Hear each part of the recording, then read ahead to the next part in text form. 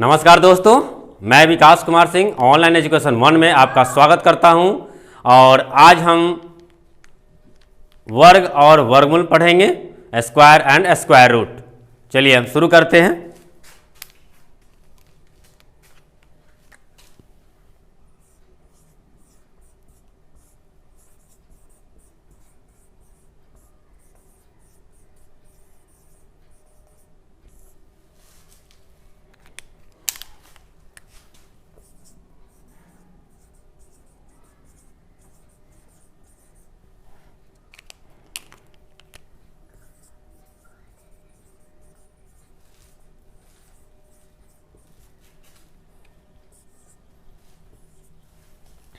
Square and square root. चलिए इसको हम लोग समझेंगे अच्छी तरह। यदि कोई डिजिट है, मान लीजिए वो डिजिट 3 है और 3 को हमने इस तरह लिखा,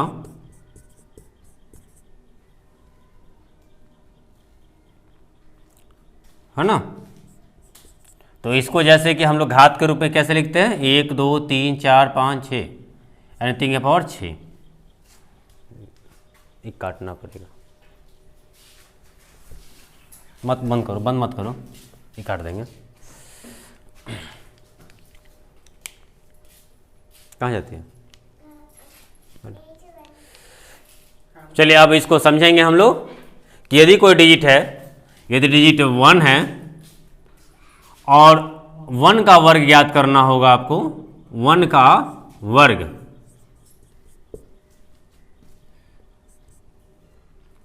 तो हम लोग करेंगे 1 का घात 2, यानी 1 इंटू 1 इजकल टू 1। ये क्या हुआ? 1 का वर्ग, यानी स्क्वायर ऑफ 1 क्या हुआ? 1। अब ये 2 का वर्ग, यानी कि 2 का पावर 2, यानी 2 का घात 2, यानी 2 गुने 2, यानी कि 2 दूनी 4। 3 का वर्ग, 3 गुने 3, यानी कि 9। 4 का वर्ग, 4 का घात 2, यानी 4 गुने 4, यानी कि 16। यानी ऐसे ही आप किसी चीज़ का वर्ग आसानी से ज्ञात कर सकते हैं। तो यदि कोई ए है, ए का वर्ग ज्ञात करना हो हमें, तो ए का स्क्वायर, यानी ए गुने ए हुआ, ठीक है। यानी किसी भी डिजिट का हम लोग स्क्वायर निकालते हैं, यानी वर्ग ज्ञात करते हैं, तो हम उस डिजिट को उसी डिजिट में मल्टीप्लाई कर देते हैं, तो आसानी से वर्ग हमें ज्ञात हो जाता है, उसका स्क्वायर निकल कर आ जाता है, ठीक है। तो आप अब आसानी से वर्ग ज्ञात कर सकते हैं, यानी कोई भी डिजिट को उसी डिजिट से मल्टीप्लाई कर दीजिए तो आपका वर्ग आ जाएगा। अब दूसरा वर्ड था हम लोग का वर्गमूल। वर्गमूल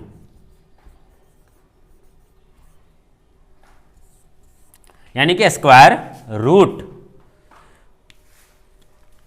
अगर इसको हम संधि विच्छेद करते हैं, इसको अलग करते हैं, तो ये हो जाएगा वर्ग धन मूल, यानी वर्ग का मूल। मूल मतलब क्या होता है, हम लोग जानते भी हैं, जड़, यानी कि रूट।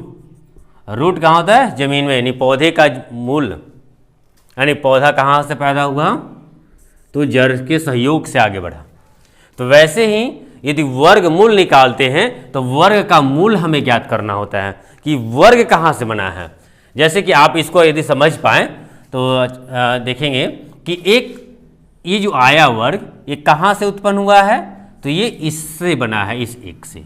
यदि ये 4 जो आया है आपका वर्ग, तो ये 4 कहाँ से उत्पन्न हुआ? इस 2 से उत्पन्न हुआ है, ठीक है ना।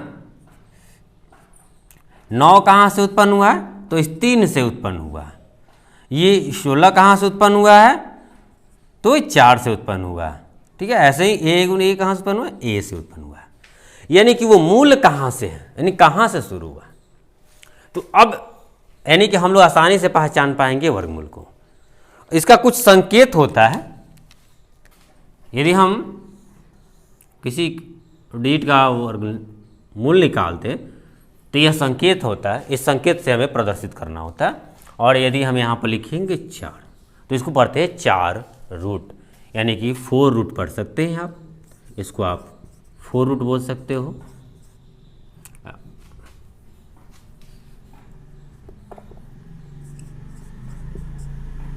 या 4 का वर्गमूल 4 स्क्वायर रूट,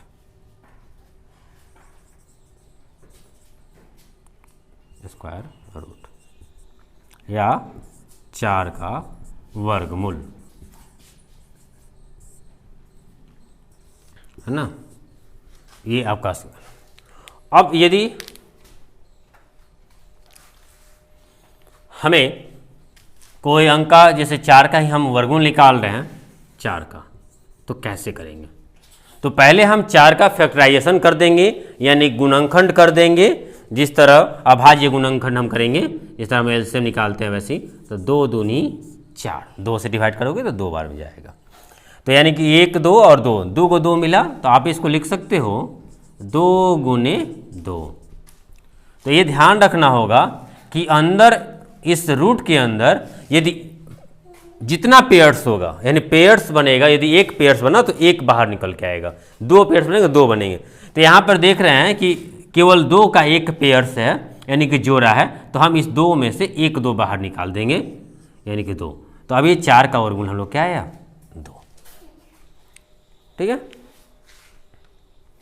चलिए आप इसका स्क्रीनशॉट ले लीजिए और फिर हम आगे समझते हैं इसको।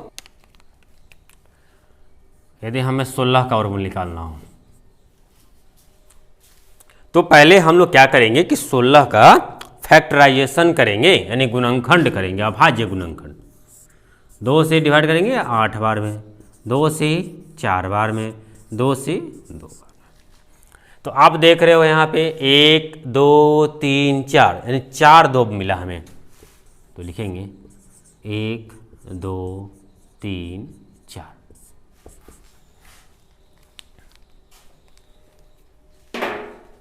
तो आप पेयर्स बनाइए, 1 पेयर्स 2 पेयर्स, यानी 2 जोड़ा हुआ। तो इस एक जोड़ा के लिए 1 2 बाहर आया,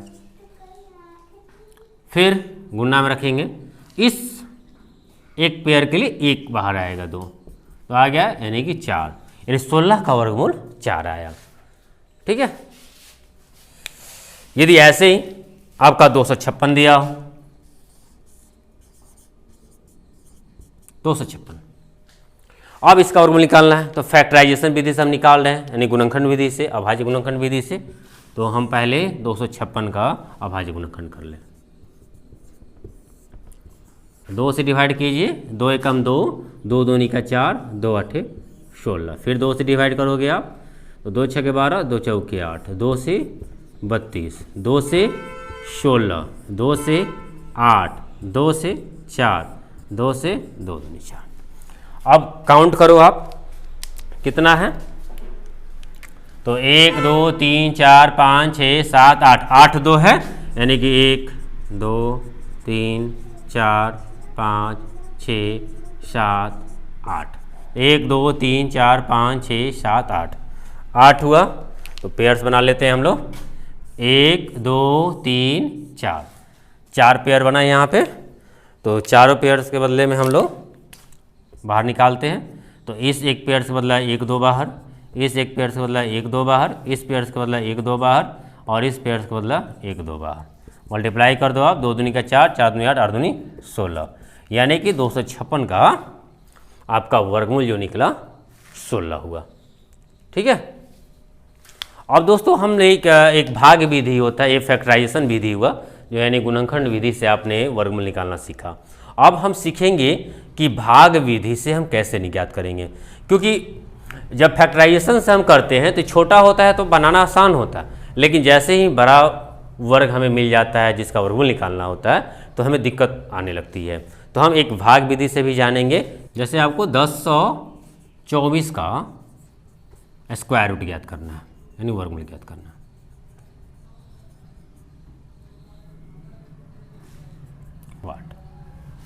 और इसको हम लोग भाग विधि से ज्ञात करेंगे, डिवाइड मेथड से। कैसे भाग विधि से बनाते हैं तो देखते हैं। 1024 लिख दिए, इस तरह लाइनिंग करेंगे। अब क्या करते हैं, दाहिने साइड से पेयर्स बनाना शुरू करते हैं पहले। तो एक पेयर, दो पेयर, ये ध्यान देने की ज़रूरत होती है,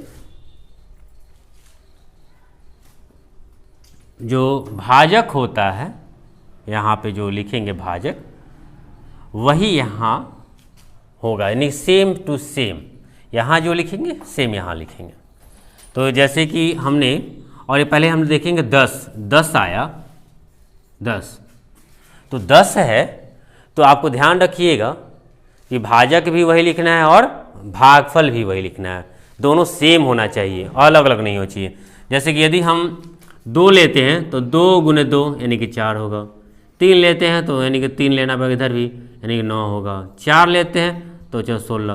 तो देखते हैं कि 16 क्या हो जा रहा है, अधिक हो जा रहा है, लेकिन 9 ठीक है, 10 में से 9 घट सकता है, तो हम 3 यहाँ रखेंगे, यानी कि 3 यहाँ रखें, 3 यहाँ रखें।